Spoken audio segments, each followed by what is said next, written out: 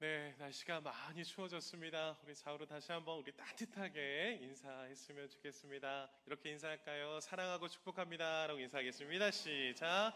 사랑하고 축복합니다. 사랑하고 축복합니다. 네, 오늘 말씀은 공동체를 세우다라는 주제의 말씀으로 함께 말씀을 나누고자 합니다. 요즘 제가 공동체에 대해서 계속 말씀을 전하고 있습니다. 금요 철야와 또 주일 설교를 통해서 공동체가 무엇인지, 우리는 공동체에 속해져 있지만 각자가 다른 공동체 안에서 여러 모습으로 살아가고 있습니다. 그러나 성경에서 말하는 하나님께서 기뻐하시는, 하나님이 원하시는 공동체의 모습은 무엇인지, 특별히 교회 공동체의 모습은 무엇인지를 우리가 말씀을 통해 함께 살펴보았으면 좋겠습니다. 우리 교회가 더 한 발자국 달려나가기 위해서 또 새롭게 셀을 편성하고 오늘 이제 셀 발표를 앞두고 있는데, 또 많이 나는 지금 셀이 좋은데 또 걱정하시는 분들도 계시고, 나는 아직 헤어질 준비가 되지 않았는데 라는 또 섭섭한 마음, 아쉬운 마음도 가지고 계실지 모르겠습니다. 그런데 새로운 가족을 만난다라고 기대해 주시고, 정말 우리가 예수 그리스도 안에서 모두가 한 가족이기에 누구를 만나던 어떤 분들을 만나던 너무나 기쁘고 감사할 것입니다. 오늘 말씀을 통해 하나님이 세우신 공동체가 무엇인지, 그 공동체를 어떻게 세워나가야 되는지 오늘 말씀을 통해 함께 그 은혜의 말씀을 살펴보았으면 좋겠습니다. 하나님께서 이 땅을 창조하시고 하나님께서 이 땅에 공동체를 세우셨습니다. 제일 처음 부부 공동체를 세우시고, 그리고 가족 공동체를 세우셨습니다. 그리고 나라와 민족 공동체를 세우셨습니다. 사랑하는 성도 여러분, 하나님께서는 이렇게 공동체를 세워가셨는데, 여러분, 공동체의 가장 중요한 핵심 요소가 무엇인지 아십니까? 그것은 하나님께서 질서로 말씀하셨습니다. 아담과 하와의 가정 공동체를 세우시면서 둘이 하나가 되는 돕는 배필이라는 질서를 세우시며, 공동체의 가장 중요한 핵심 요소는 둘이 하나가 되는 데 있습니다. 각자 여럿이 모이지만 같은 곳을 바라보고 함께 하나 되어 달려가는 것, 우리는 그것을 무엇이라고 말합니까? 공동체다라고 말합니다. 그런데 그렇게 공동체가 세워졌는데, 공동체가 하기 가장 어려운 일이 무엇인지 아십니까? 그것도 둘이 하나가 되는 것입니다. 하나님의 공동체를 세운 것은 둘이가 하나 되는 원리 속에, 원칙 속에, 질서 속에 공동체를 세웠는데, 그 공동체를 이뤄가는 우리의 모습 속에 가장 힘든 것이 둘이가 하나 되는 것입니다. 공동체는 반드시 함께 모여 하나 되어야 힘을 낼 수 있는데, 하나 되기가 너무 어렵습니다. 참 아이러니하죠. 공동체는 하나 되기 위해서 모였는데 하나 되기가 가장 힘들다. 이게 우리가 겪고 있는 공동체의 모습입니다. 사랑하는 성도 여러분, 우리가 속해져 있는 공동체는 어떻습니까? 하나 되었습니까? 여러분들이 속해져 있는 가정 공동체, 사회 공동체, 신앙 공동체는 하나 되었습니까? 예수님이 십자가에서 죽기까지 이 땅을 사랑하시며 세우신 교회, 이 교회의 공동체는 하나 되었습니까? 더 깊이 질문을 해보겠습니다. 우리 삼본 아름다운 교회는 공동체로서 하나 되었습니까? 우리가 가족이라고 말하는 우리 셀 공동체는 하나 되었습니까? 최선을 다해 노력하고 있지만 쉽지 않은 것 같습니다. 하나 된다라는 것이 쉽지 않은 것 같습니다. 우리만 그렇습니까? 우리만 문제입니까? 저는 이 질문 앞에 아니다라고 말씀을 드리고 싶습니다. 오늘 본문을 보니까 사도 바울이 세운 교회가 있습니다. 사도 바울 너무나 잘 아시죠? 정말 믿음의 한 사람으로서 성경을 가장 많이 기록하고 하나님 앞에 가장 귀하게 쓰임받았던 한 인물을 뽑으라면 우리는 사도 바울을 이야기할 것입니다. 그 사도 바울이 세운 교회가 에베소 교회입니다. 그런데 오늘 에베소 교회를 설명할 때 에베소 교회 공동체도 하나 되지 못하고 있음을 성경은 우리에게 말씀하고 있습니다. 바울이 개척했고 그 이후로 누가 목회를 합니까? 바울의 수제자 디모데가 목회를 합니다. 나중에 훗날 사도 요한이 그 에베소 교회를 목회하게 됩니다. 유명한 사람은 다 와서 이 에베소 교회를 목회하게 됩니다. 그러나 이 에베소 교회 공동체는 수많은 논쟁과 갈등 앞에 서 있었습니다.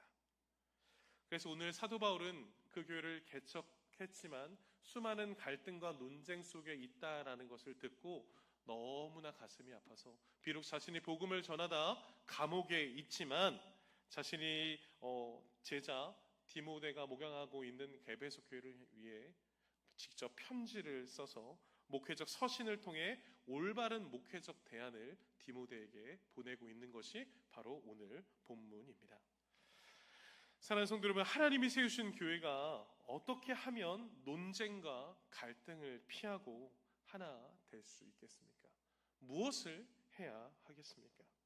오늘 사도 바울이 전하는 이 성경적인 목회적 대안 이 세 가지를 살펴보아 우리 교회가 더욱더 예수 그리스도 안에서 하나 된 은혜의 공동체로 세워지기를 간절히 축복합니다.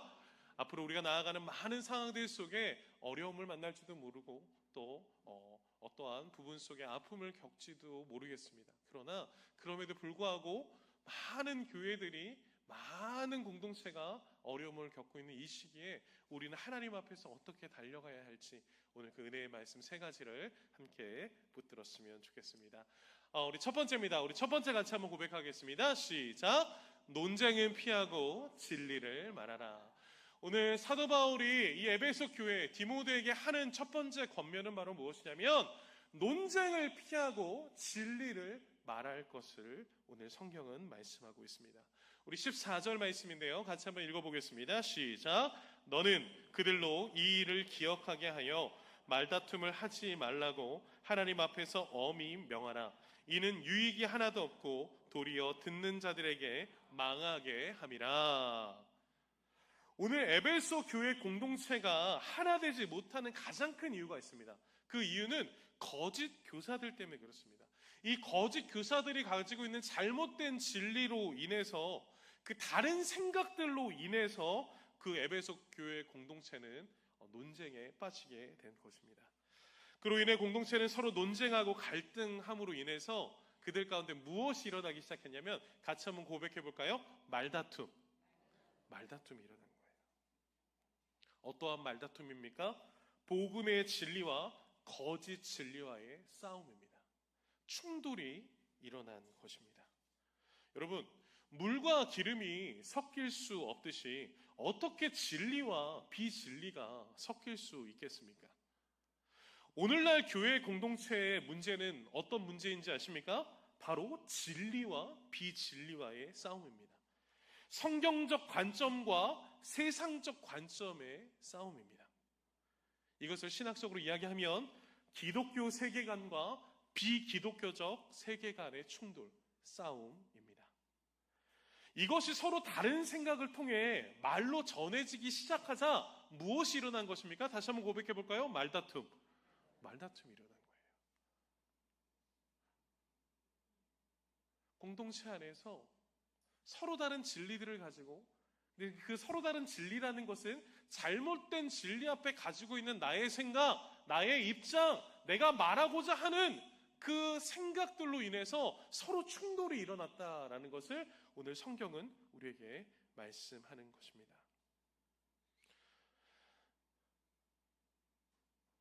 교회 공동체 안에는 있지만 믿음이 있느냐 없느냐, 복음이 있느냐 없느냐, 예수가 있느냐 없느냐의 싸움이 일어난 것입니다. 이것이 서로의 다른 생각들을 통해 말로 전해지면 공동체는 말다툼, 논쟁에 빠지게 된다라는 것입니다. 이렇게 에베소 교회는 이러한 상황들 속에 말다툼과 논쟁과 어려움을 가지게 되었습니다. 잠언 18장 21절은 이렇게 말씀합니다. 우리 같이 한번 읽어볼까요? 시작. 죽고 사는 것이 혀의 힘에 달렸나니 라고 말씀합니다. 혀는 사람을 죽이기도 하고 살리기도 한다라는 것입니다. 공동체 가운데 있는 우리의 말, 우리의 언어가 사람을 살리기도 하고 죽이기도 할 수 있다라는 겁니다. 서로 말다툼한다는 건 무엇입니까? 서로 헐뜯고 싸우고 있다라는 뜻을 나타내는 것이죠. 사랑하는 성도 여러분, 내가 속해져 있는 교회 공동체 안에서, 셀 안에서 여러분들은 어떤 말을 하고 있습니까? 그 여러분들의 말 앞에 어떤 신앙, 어떤 믿음을 담고 있습니다. 사람은 그냥 말하지 않습니다. 그 말에 내 생각과 마음과 감정과 가치를 담습니다. 말다툼을 했다라는 것은 내 입장을 굴하지 않겠다라는 뜻입니다. 그렇게 우리가 하는 그 말이 사람을 죽이기도 할 수 있고 살리기도 할 수 있다라는 것입니다. 우리는 말을 통해 어떤 공동체를 세워가고 계십니까? 우리의 입술을 통해 공동체를 살리고 있습니까? 아니면 죽이고 있습니까?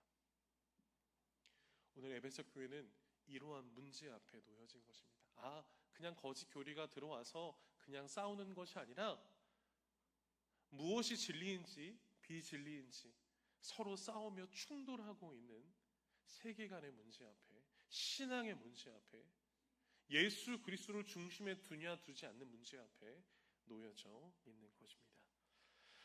이러한 상황 가운데 바울은 디모데에게 이러한 공동체의 갈등과 논쟁 속에 오늘 14절 말씀을 통해 처음으로 말하는 것은 무엇이냐면 이 일을 기억하라 라고 말씀하고 있습니다.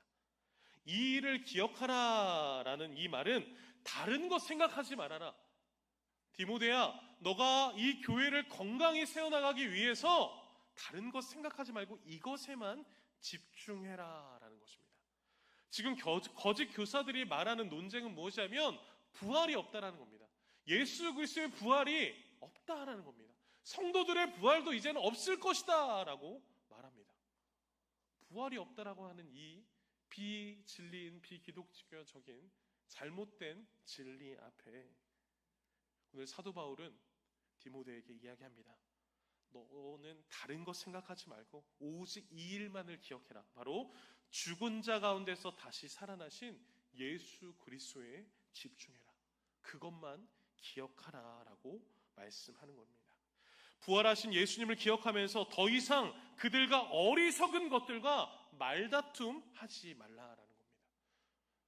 여러분, 왜 말다툼을 합니까? 혼란스럽기 때문에 다툼이 일어납니다. 기준이 없기 때문에 다툼이 일어납니다. 확신이 없기 때문에 다툼이 일어납니다.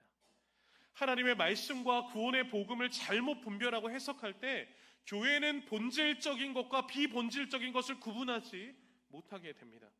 이로 인해 성도들 사이에 사소한 의견 차이가 큰 분열로 이어지고 성도 간의 사랑과 연합은 깨어지게 됩니다.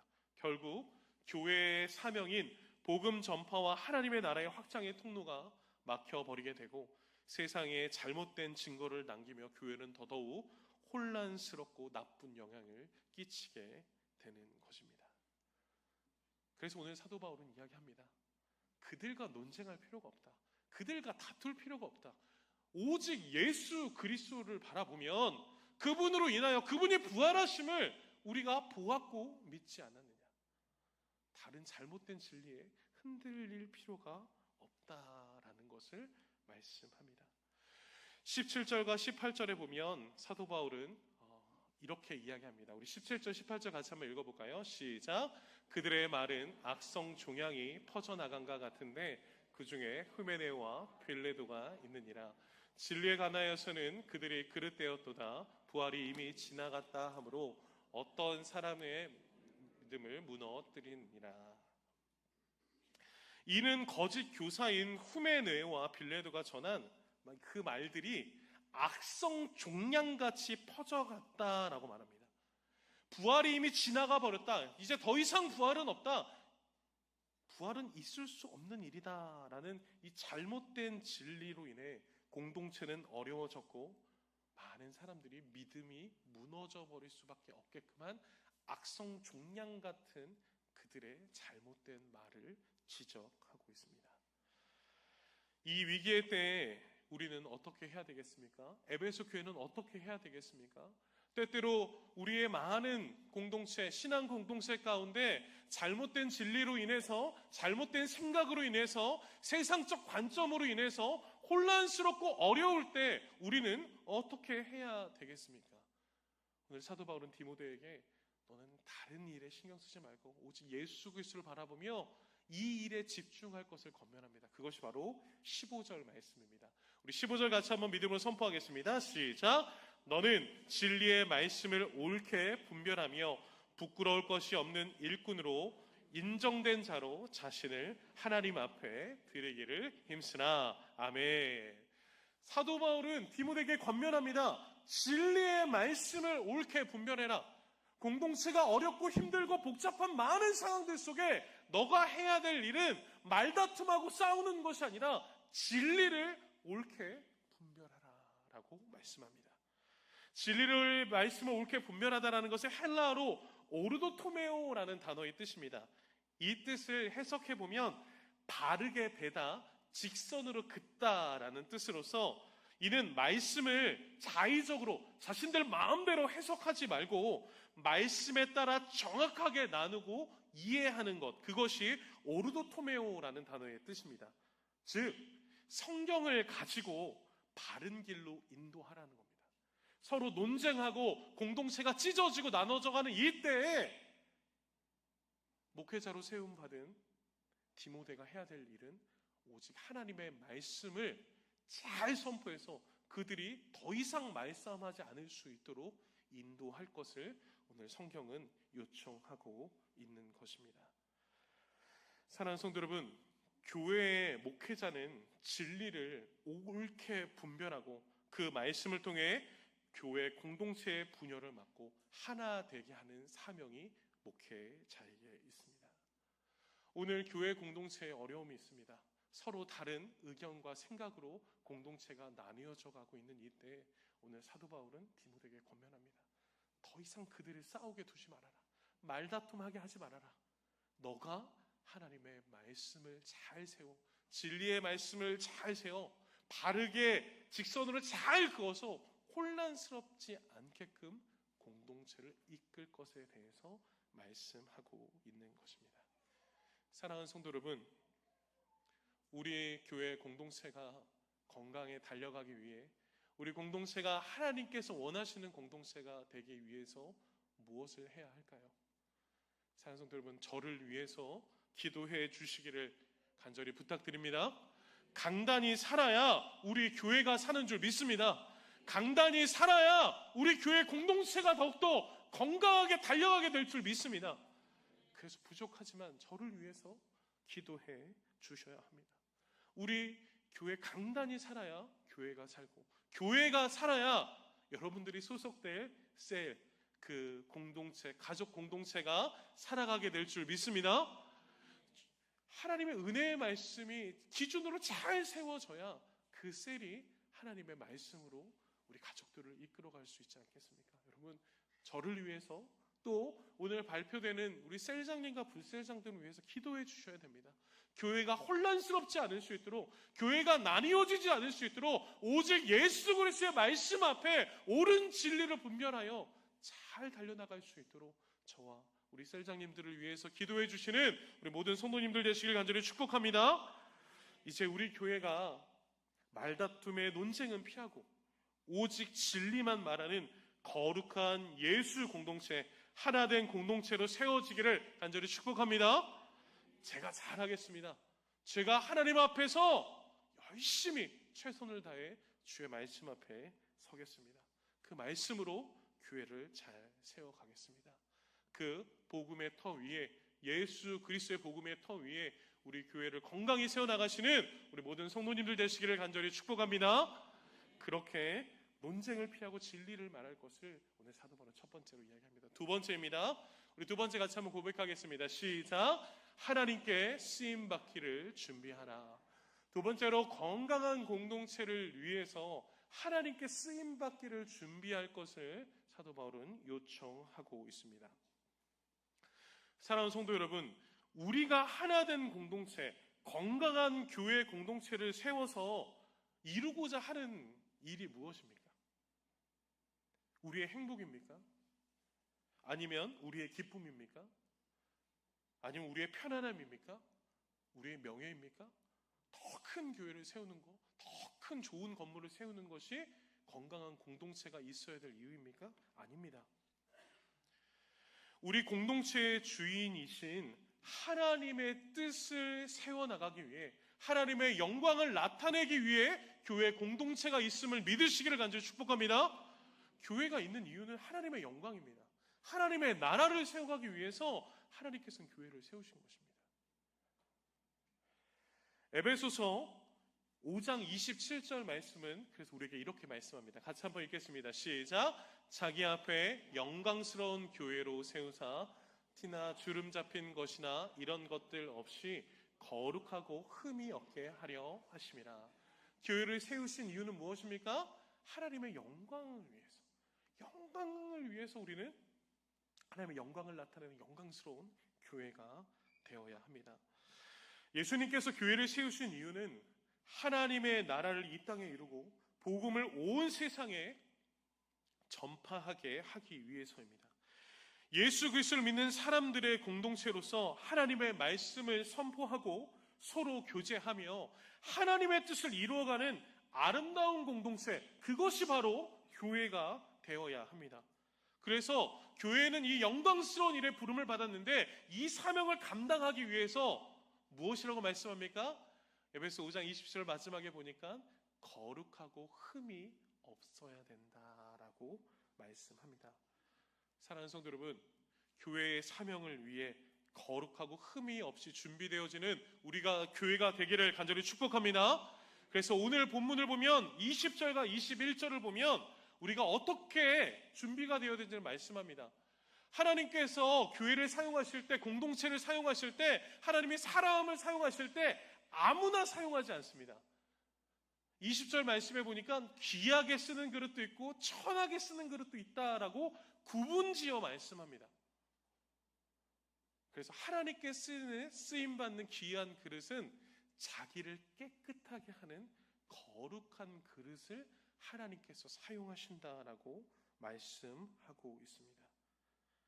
사랑하는 성도 여러분, 하나님 앞에 쓰임받는 귀한 교회, 하나님 앞에 쓰임받는 거룩한 교회가 되기를 원한다면 우리는 하나님 앞에서 쓰임받기 위해 깨끗함으로 거룩함으로 준비되어지는 교회가 되기를 간절히 축복합니다. 다시 말해 우리가 주님이 쓰시기에 합당한 자로 준비되어져야 된다는 겁니다. 하나님 앞에 선한 일에 쓰임받을 수 있는 준비를 해야 된다는 것입니다. 우리는 항상 주님 앞에 쓰임받기를 원합니다. 그런데 그 전에 우리가 먼저 생각해야 될 것은 우리가 귀한 그릇, 깨끗한 그릇으로 준비되었는가? 이것이 더 먼저입니다. 여러분, 귀한 그릇이다라는 뜻은 헬라어로 티멘스키오스라는 단어에서 나옵니다. 이 뜻은 특별한 목적을 위해 구별된 귀중한 그릇이다라는 겁니다. 정말 귀한 그릇이나 예쁜 그릇이거나 그것이 아니라 특별한 이유와 목적 속에서 구별되어진 그릇, 그것이 바로 티멘스키오스라는 뜻입니다. 막지 궁전의 왕만을 위해서 특별하고 진귀한 용도를 가진 그릇처럼 우리가 하나님의 귀한 그릇으로 쓰임받는다라는 것은 하나님의 거룩한 목적을 위해 구별된 존재로서 하나님은 우리를 여기신다라는 뜻입니다.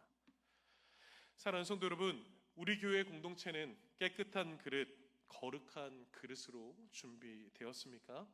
하나님 앞에 쓰임받을 준비가 되었습니까? 그 때를 누가 정하는 것입니까? 우리는 때때로 생각합니다. 하나님, 나는 준비가 됐습니다. 나는 달려갈 준비가 되었습니다. 하나님, 나에게 많은 것을 맡겨주십시오. 아니요. 하나님께서는 우리를 거룩한 그릇으로 사용하시기 위해 하나님께서 우리에게 하나님의 때를 정하십니다. 성경을 보십시오. 하나님은 이스라엘 60만 대군을 구원해낼 이끌어갈 지도자로 모세를 세웁니다. 여러분, 모세를 그냥 세우지 않습니다. 모세를 세우시기 위해 미디안 광야에서 40년간 철저하게 훈련시키십니다.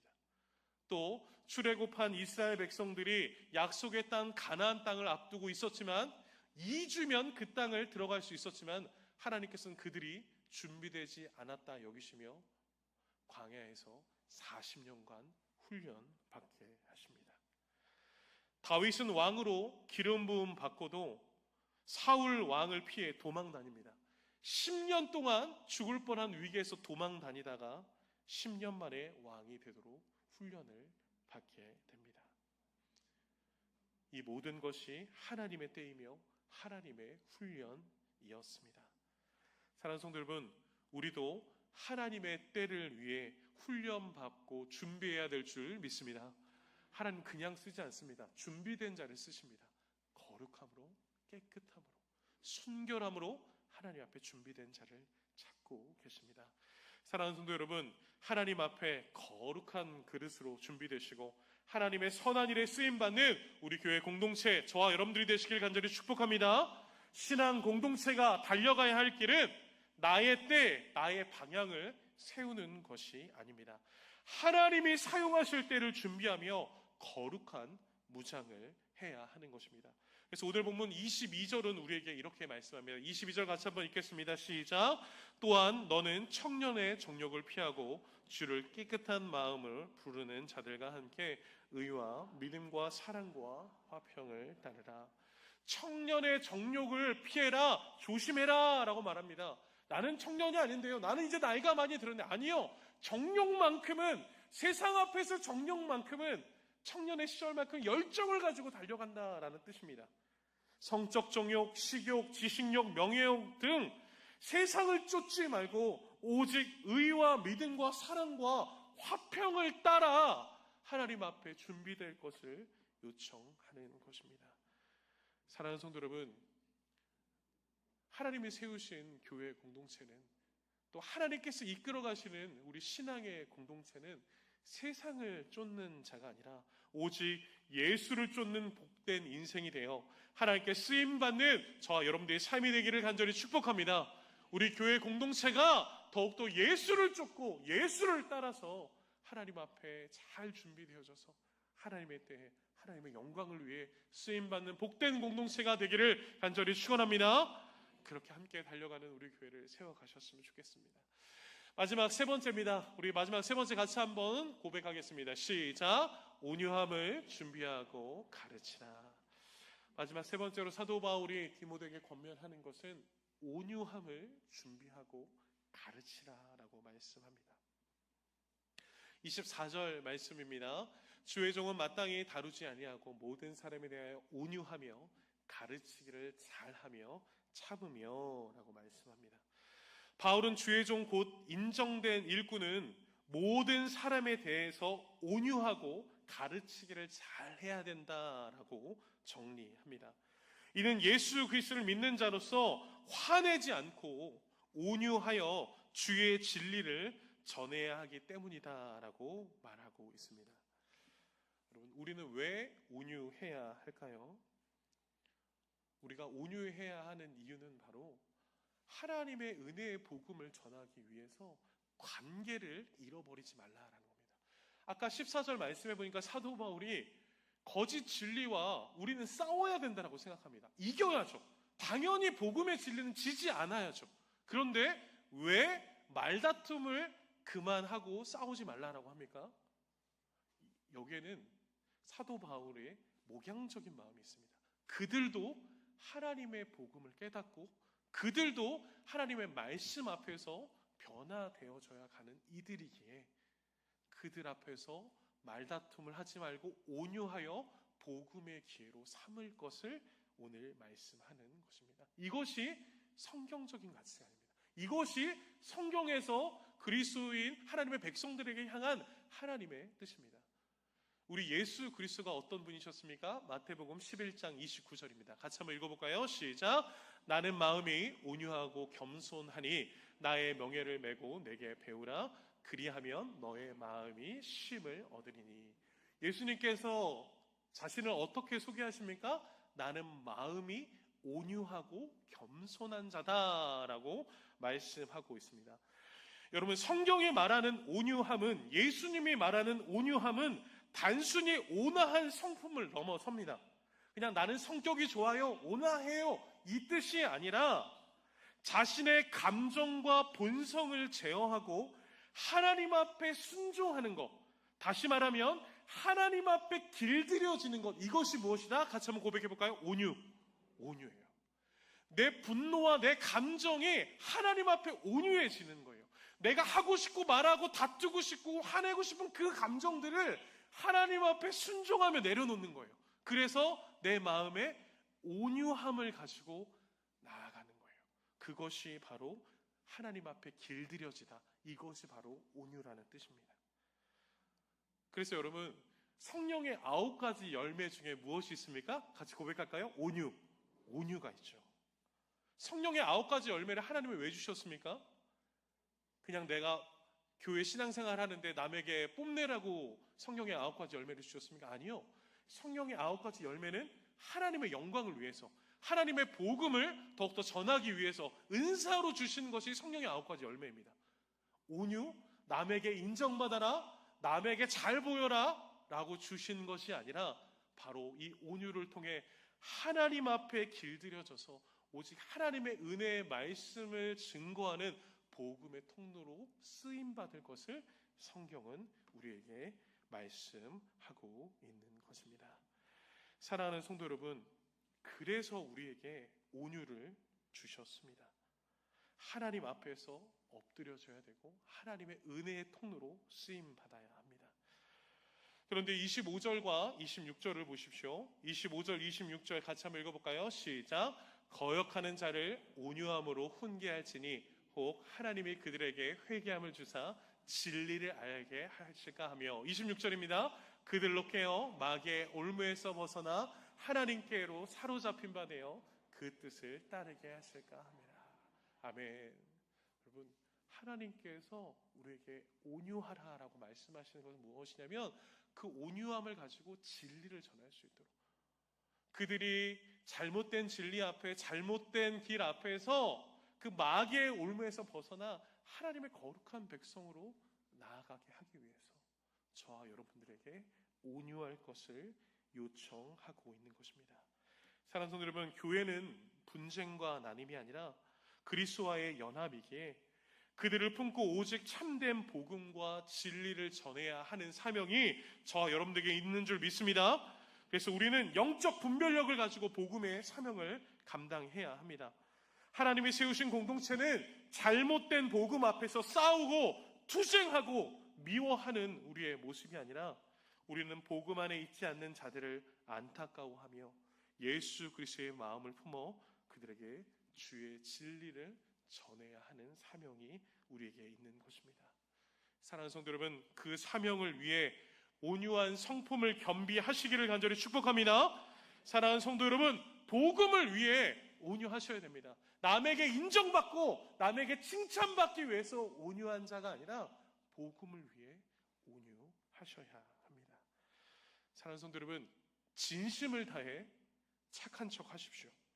나의 마음이 아닐지라도 예수님의 마음을 품고 그 영혼을 사랑하기로 결정하십시오. 나의 마음은 아닐지라도, 나의 생각은 아닐지라도 주님 앞에서 길들여짐으로 그 온유한 마음을 가지고 복음을 전하는 귀한 복음의 사명자로 쓰임받는 저와 여러분들 되시기를 간절히 축복합니다. 우리는 그래서 공동체 안에서 무엇을 전해야 됩니까? 복음을 전해야 됩니다. 온유해야 성경을 가르칠 수 있습니다. 예수 그리스도를 믿는 자로서 온유함으로 이웃을 사랑하고 주의 진리를 전하는 하나님의 거룩한 사명자가 되어야 합니다. 사랑하는 성도 여러분, 오직 우리 교회 공동체가 진리를 바르게 분별하고 성경을 바르게 가르쳐 건강한 공동체로 세워지는 우리 교회 공동체가 되기를 간절히 축복합니다. 이 일을 위해 온유를 준비하시고 성경을 가르치는 저와 여러분들이 되셔야 합니다. 결론입니다. 여러분, 요한계시록에서 에베소 교회를 어떻게 설명하는 줄 아십니까? 요한계시록 2장에 보면 이 에베소 교회를 첫사랑을 잃어버린 교회다라고 정의합니다. 하나님에 대한 첫사랑을 잃어버린 교회니까 에베소 교회는 나쁜 교회입니까? 아니요. 사도 바울과 디모데가 목회할 때 에베소 교회는 하나님을 뜨겁게 사랑하는 공동체였다라는 것을 성경은 말씀하고 있습니다. 처음 공동체는 많은 거짓 교사들로 어려움이 많았지만 바른 복음을 전해 건강한 공동체로 세워졌습니다.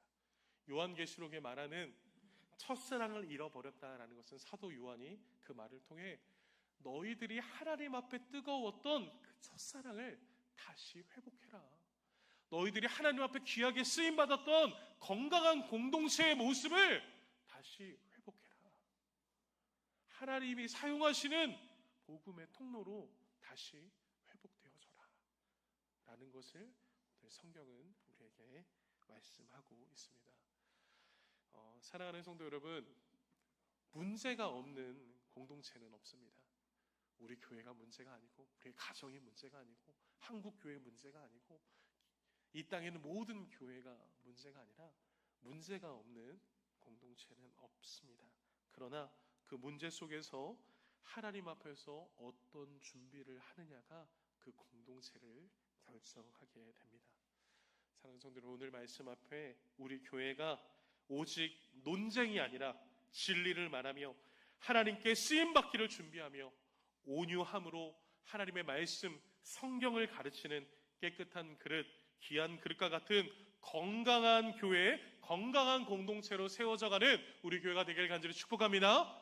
그 일에 함께 동참해 주시고 그 일을 위해 함께 달려가셔야 합니다. 나는 혼자 신앙생활하는 것이 좋은데, 나는 공동체에 들어가고 싶지 않은데, 충분히 압니다. 요즘 이 시대가 혼밥이 중요하고 그냥 혼자 있는 것이 편안한 시대입니다. 그런데 여러분, 세상 공동체는 그럴지 모르겠지만 하나님이 세운 공동체는 그렇지 않습니다. 하나님은 공동체를 세우셔서 그 공동체가 함께 하나님의 나라를 세워가기를 원하십니다. 이 마음과 이 뜻을 잘 알아 새롭게 만나게 되는 우리 사랑하는 그 셀을 세우신 하나님 앞에 순종하시고 온유한 마음으로 그 공동체 안에서 우리 공동체가 어떻게 더 하나님의 영광을 위해서 달려가야 되는지 깨끗한 그릇으로 준비해 주셔서 이 건강한 소그룹을 통해 우리 건강한 교회가 되고, 이 건강한 교회를 통해 건강한 가정을 세우고, 그 건강한 가정을 통해 이 나라와 이 민족이 더욱더 하나님께서 기뻐하시는 하나님의 나라를 세워가는 일에 쓰임받는 우리 교회, 우리 셀이 되기를 간절히 축원합니다.